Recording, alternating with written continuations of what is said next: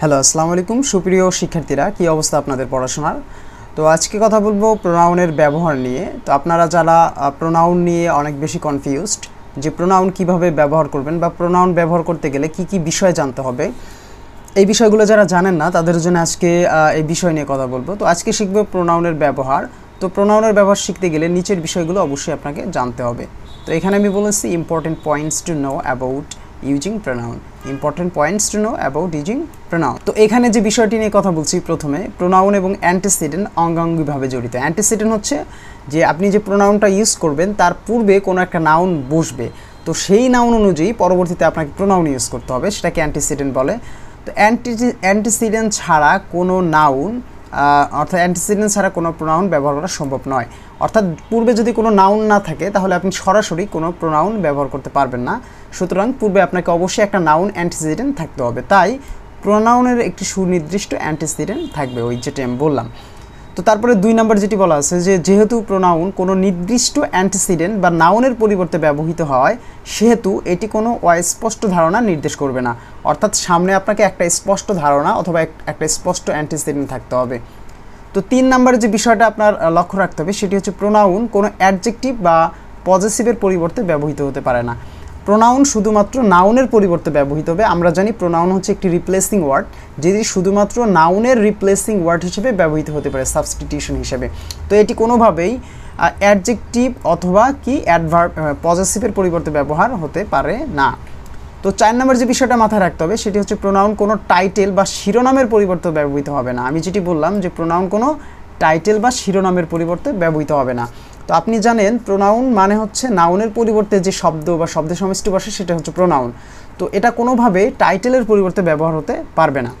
তো 5 নম্বর যে বিষয়টি আপনার মাথায় রাখতে হবে সেটি হচ্ছে প্রোনাউনগুলো সর্বদা অ্যান্টিসিডেন্টের নাম্বার ও জেন্ডার অনুযায়ী হবে। অর্থাৎ সাপোজ আপনার যদি নাউন সিঙ্গুলার থাকে তাহলে আপনার প্রোনাউন সিঙ্গুলার হবে, নাউন যদি প্লুরাল থাকে তাহলে প্রোনাউন প্লুরাল হবে। তারপর হচ্ছে নাউন যদি আপনার জেন্ডারগতভাবে মেল অথবা ফিমেল থাকে তাহলে মেল ফিমেল যেগুলো প্রোনাউন আছে সেগুলো আপনাকে ইউজ করতে হবে। অর্থাৎ আপনাকে নাম্বার এবং জেন্ডারের বিষয়টা খেয়াল রাখতে হবে। অর্থাৎ অ্যান্টিসিডেন্ট কী আছে, অ্যান্টিসিডেন্ট অনুযায়ী অবশ্যই আপনাকে প্রোনাউন ব্যবহার করতে হবে, অ্যান্টিসিডেন্টের কন্ডিশন অনুযায়ী। তো 6 নম্বর যে বিষয়টা আপনাকে মাথায় রাখতে হবে সেটি হচ্ছে কোনো ব্যক্তিকে সরাসরি অ্যাড্রেস করার জন্য ইউ ব্যবহার করতে হবে। আপনি যখন কোনো ব্যক্তিকে অ্যাট্রাকশন করতে চাবেন তাহলে তার পরিবর্তে আপনাকে ইউ ব্যবহার করতে হবে। এক্ষেত্রে আপনি ওয়ান ব্যবহার করতে পারবেন না, অর্থাৎ ওয়ান ব্যবহৃত হবে না। তো 7 নম্বর যে বিষয়টা আপনাকে মাথায় রাখতে হবে সেটি হচ্ছে কোনো ব্যক্তিকে নির্দিষ্ট করে বুঝালে তার পরিবর্তে ইট অথবা দ্যাট হবে, কিন্তু অনির্দিষ্ট করে বুঝালে দে হবে না। তারপরে 8 নম্বর যে বিষয়টা আপনাকে অবশ্যই মাথায় রাখতে হবে সেটি হচ্ছে রিলেটিভ প্রোনাউন হিসেবে ব্যবহৃত হু, হুইচ, দ্যাট একটি স্পেসিফিক নাউনের পরিবর্তে ব্যবহার হবে। অর্থাৎ আপনি যখন কোনো রিলেটিভ প্রোনাউন ব্যবহার করবেন তার পূর্বে অবশ্যই আপনাকে একটা স্পষ্ট অ্যান্টিসিডেন্ট থাকতে হবে। আপনি কোনো অস্পষ্ট অ্যান্টিসিডেন্টের পরিবর্তে এই সমস্ত রিলেটিভ প্রোনাউন ব্যবহার করতে পারবেন না।